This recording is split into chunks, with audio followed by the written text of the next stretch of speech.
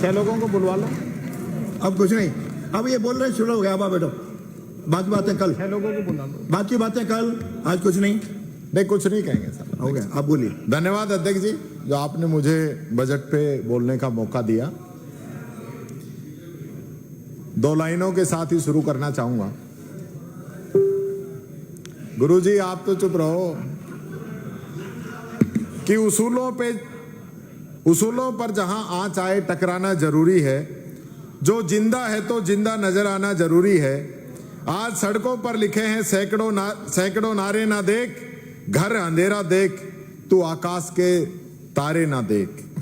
सिर्फ हंगामा खड़ा करना मेरा मकसद नहीं, सारी कोशिश यह है कि सूरत बदलनी चाहिए।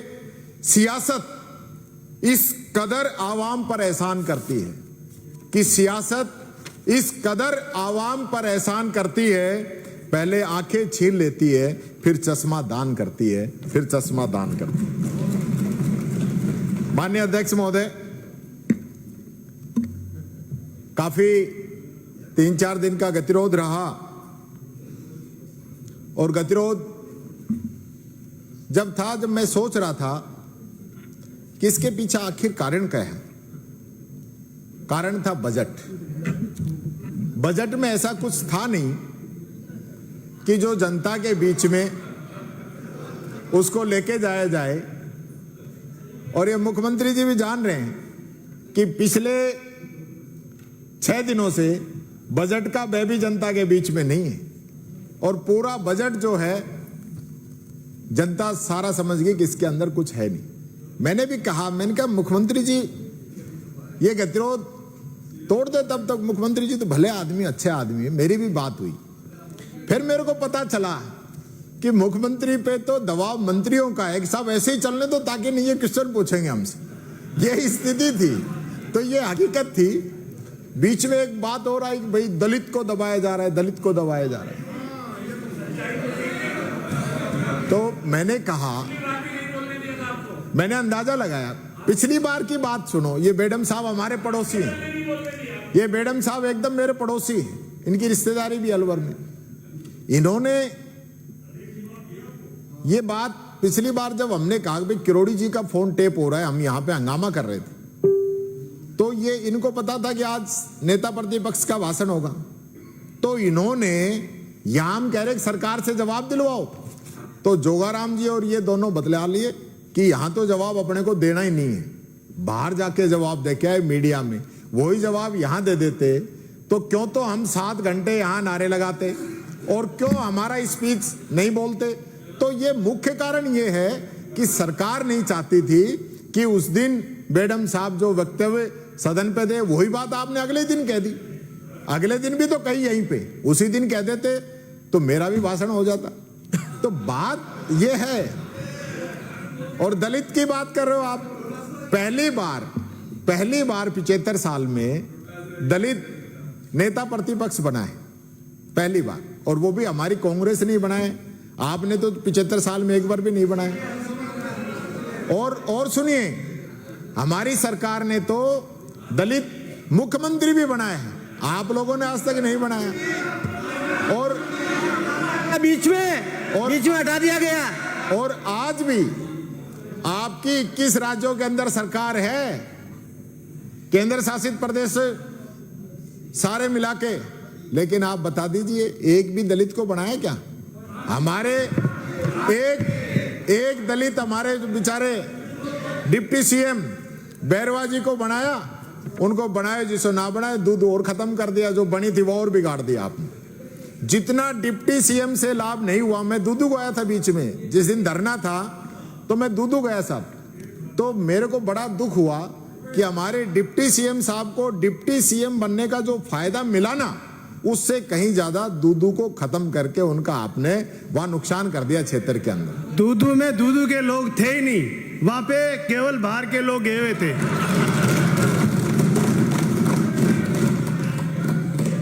हमारी पिछली सरकार थी ना, तो मुख्यमंत्री जी 4 दलित कैबिनेट मंत्री थे, 5 आदिवासी मंत्री थे। लेकिन आपने तो, मैं कह रहा हूं डॉक्टर साहब, आपकी भी कह रहा हूं, यादव एक भी नहीं बनाया आपने। ऐसे क्यों करते हो आप लोग? हमारे महाराज जी, अभी महाराज जी को, डॉक्टर साहब को तो सही कहिए ना।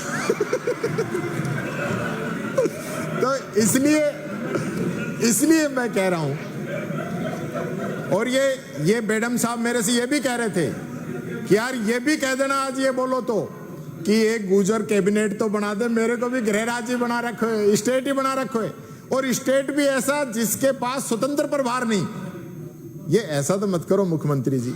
भरतपुर को होके भरतपुर वालों का ध्यान नहीं रख रहे। मैं समझता हूं पड़ोसी को सबसे ज्यादा नुकसान है, या तो गुरुजी अलवर में नुकसान है या भरतपुर में नुकसान है।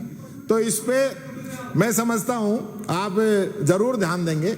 अभी एक वाक्य आया लोकसभा के अंदर, आपके गृह मंत्री ने कहा कि अंबेडकर अंबेडकर अंबेडकर एक फैशन बन गया, ये नहीं बनना चाहिए। तो मैं आपको तो वो बात अच्छी लगी होगी, लेकिन दलितों को, हमारा एक ही दलित है in union government. You don't even a Dalit ministry in your top ministries. Mister Arjun Ram Meghwal from Rajasthan is a Dalit, but he is not even a cabinet minister. This is your liking about Dalits. ये बताती है कि आप लोगों की भारत सरकार में कोई टॉप मिनिस्ट्री में दलित नहीं है। You have BJP ruling government in 21 state and UTs, but you don't have a single Dalit chief minister about Dalits. ये बात आपको सोचनी पड़ेगी कि ये ऐसा सब क्यों हो रहा है। हमारा तो राष्ट्रीय अध्यक्ष भी दलित है, खड़गे जी हमारी पार्टी के चुने हुए प्रेसिडेंट हैं। तो आपके बीजेपी में भी मेरे को पता चला चुनाव चल रहे हैं। जोगाराम जी आप बात कर रहे हैं, देखो सर संसदीय मंत्री बात कर रहे हैं आपस में। तो बीजेपी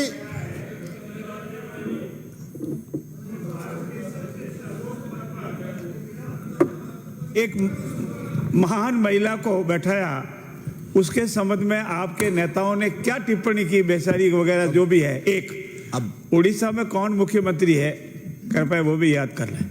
वो तो इनके रिलेटिव बताए अपने। मैं आपको 12 मिनट हो गए, 13 मिनट हो गए, आप तैयारी करके आए बजट की, लेकिन बजट के खिलाफ एक शब्द नहीं बोल पाए। चिंता मत करो आप तो ये सोचो कि मैं बजट पे कम से कम बोलूं। जितना कम इस बजट पे बोलूंगा ना,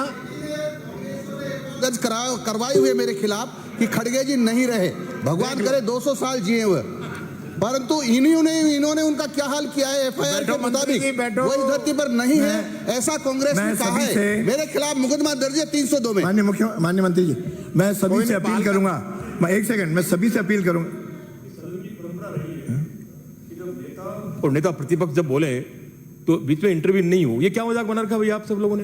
मेहरबानी करके आप प्रतिपक्ष को सुने, उसके बाद हम नेता पक्ष को सुनेंगे। माननीय सदस्य, परंपरा नहीं है माननीय अध्यक्ष महोदय, कृपया आप निर्देश फरमाएं। माननीय सदस्य, इनको मैं पूरे सदन से आग्रह करूंगा या निर्देश दूंगा, उसे कुछ भी माने, कि वह सदन के विपक्ष के नेता को शांतिपूर्वक सुने। इनसे भी अपील करूंगा कि अपना भाषण केवल बजट तक सीमित रखें, बाकी भाषण होते रहेंगे। आज के लिए बहुत समय आएगा, आज तो समय भी कम है, इसलिए आप जल्दी बजट पे रखें ताकि बजट पे उत्तर भी आ जाए। माननीय अध्यक्ष जी, ये इन लोगों का मेरे से प्यार है, ये इन लोगों का प्यार है, क्योंकि अगर मैं टोटल बातें बजट पे ही कहूंगा और आप मेरे से पहले जितने भी वक्ताओं ने बात रखी है बजट के अलावा रखी हो तो सबके डिलीट कर दो आप, तो बीजेपी का खाना खाली हो जाएगा। जैसे विपक्ष की तरफ से कोई नहीं बोला ना, ऐसे इधर का आएगा। मैं देख रहा हूं पीछे से क्या क्या ये लोग बोल रहे हैं, उसको भी मैं आपसे निवेदन करना चाहूंगा